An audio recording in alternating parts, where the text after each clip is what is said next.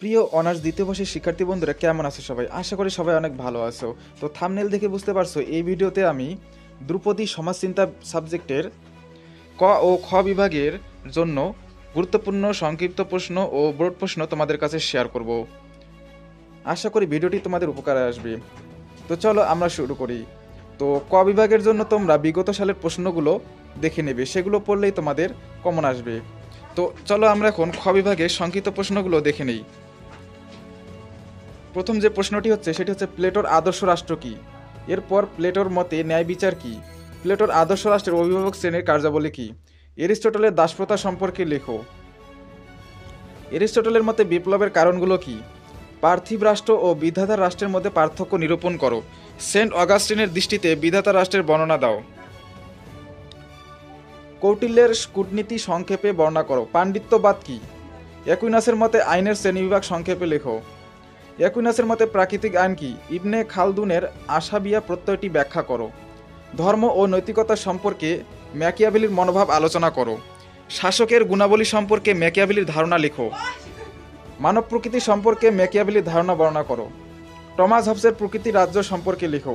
রুশোর মতে সাধারণ ইচ্ছা ও সকলের ইচ্ছার মধ্যে পার্থক্য চিহ্নিত করো। তো শিক্ষার্থী বন্ধুরা, খ বিভাগ থেকে আমি টোটাল 17টি সংক্ষিপ্ত প্রশ্ন তোমাদের কাছে শেয়ার করেছি। আশা করি এগুলো থেকেই তোমাদের 100% কমন আসবে। তো চলো আমরা এখন গ বিভাগে বোর্ড প্রশ্নগুলো দেখে নেই। তো গ বিভাগের প্রথম যে প্রশ্নটি আমি দিয়েছি সেটি হচ্ছে প্লেটোর আদর্শ রাষ্ট্রের ধারণা ব্যাখ্যা করো।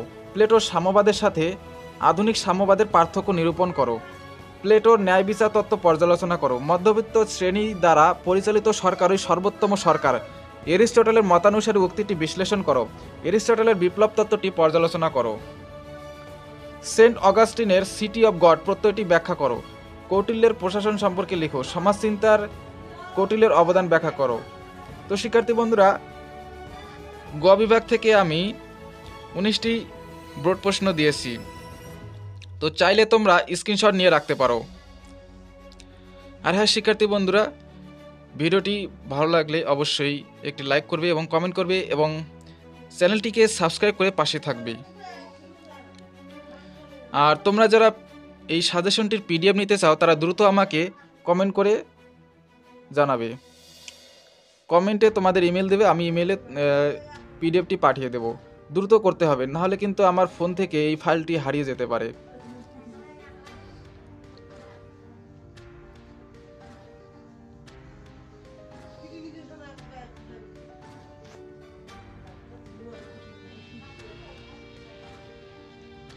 তো শিক্ষার্থী বন্ধুরা, ভালো থেকো। ধন্যবাদ।